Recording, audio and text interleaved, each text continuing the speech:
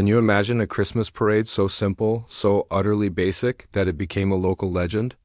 Let's travel back to 1927, to a small, snow-dusted town in Canada. The local newspaper had been buzzing for weeks, promising a Christmas parade filled with excitement and spectacle. The townsfolk, bundled up against the biting winter air, lined the main road, their breath pluming in white clouds, their eyes wide with anticipation. What would they see?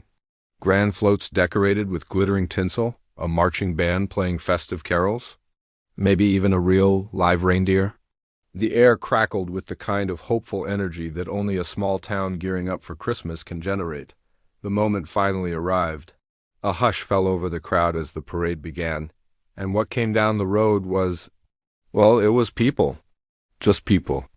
A long, meandering line of residents strolling at a leisurely pace.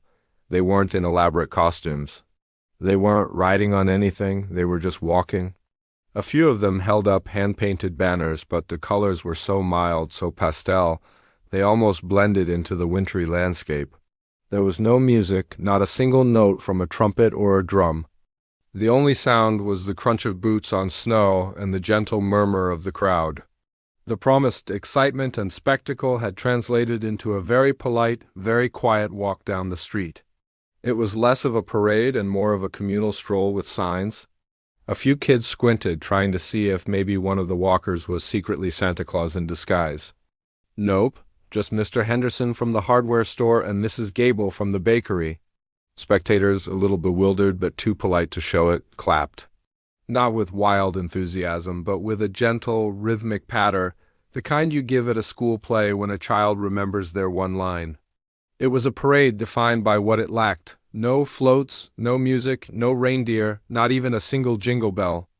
After the last walker had passed, a collective feeling settled over the town. It wasn't disappointment, not really. It was more like quiet acceptance. People turned to each other, shrugging with small smiles. The consensus, it was fine, just fine. It wasn't spectacular, but it was something. It was a reason to come outside, to see your neighbors, to feel a sense of togetherness on a cold day. And in a town where the winters were long and the entertainment was scarce, fine was actually pretty good. But here's where the story takes a turn. You'd think this uneventful event would be forgotten by New Year's. Instead, it became the stuff of legend. People started calling it the Great Walk of 27. It became an inside joke, a shared memory that bound the community together. The following year, when parade discussions started, someone would inevitably say, well, we have to beat the Great Walk. It became a benchmark for simplicity. Over the decades, as the town's Christmas parades grew more elaborate with actual floats and music, the story of that first one was passed down. Grandparents would tell their grandchildren about the year the entire parade was just people walking. It was told with a laugh, with a sense of fondness for a time when expectations were so thin that a simple walk was enough to create a lasting memory. The story became a testament to the town's character, humble, good-humored, and able to find joy in the most unassuming of moments. The parade that was mostly walking proved something wonderful. Community spirit isn't always about grand gestures. Sometimes it's just about showing up, walking together, and sharing a polite clap on a cold winter's day. It shows that even the plainest of parades can warm a town's heart when everyone is in it together. And that, in its own quiet way, is a Christmas miracle. This story also taps into a deeper truth about nostalgia and how we remember things. The 1927 parade wasn't a failure. It was a blank canvas. Because it was so simple, people could project their own feelings onto it. For some, it was a symbol of post-war simplicity and making do with what you had. For others, it was a funny story to tell around the dinner table. The lack of spectacle became its most spectacular feature. It allowed the focus to shift from the event itself to the people watching it. The shared experience became the main attraction. Think about our modern-day events. We are so saturated with high production value, with fireworks, light shows, and celebrity appearances. We have come to expect the extraordinary. But the story of this parade reminds us of the power of the ordinary. It reminds us that connection doesn't require a budget. It just requires presence. The residents of that small Canadian town didn't need a three-ring circus. They just needed each other. The parade's legacy wasn't in photographs or newspaper clippings praising its grandeur, but in the oral tradition, in the shared laughter that echoed through generations. It's also a lesson in perspective. At the time, someone organizing the event might have felt a pang of failure. They had promised excitement and delivered a stroll.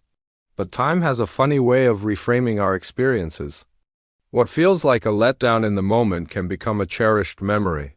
The very thing that made it underwhelming, its stark simplicity, is what made it unforgettable. It became a quirky piece of local folklore, a unique chapter in the town's history that no other town could claim. They didn't have the parade with the biggest float or the loudest band. They had the parade that was mostly walking. And in a world of copies, being uniquely, unforgettably simple is a rare and beautiful thing. This story highlights the resilience and optimism of the human spirit, especially in communities that face long, harsh winters. When the world outside is cold and gray, people find warmth in each other. The parade was an excuse to gather, to break the monotony of the season, and to affirm their shared identity. It was a collective act of saying, "We are here, it is winter, it is Christmas, and we are together." That message didn't need a float to be heard. It was carried on the quiet winter air, in the polite applause, and in the shared smiles of a town that knew how to make its own warmth. The Christmas parade that was mostly walking wasn't just fine, it was perfect. Thanks so much for watching. If you enjoyed this little trip back in time, don't forget to like this video and subscribe to the channel for more stories about the fascinating, forgotten corners of history. See you next time.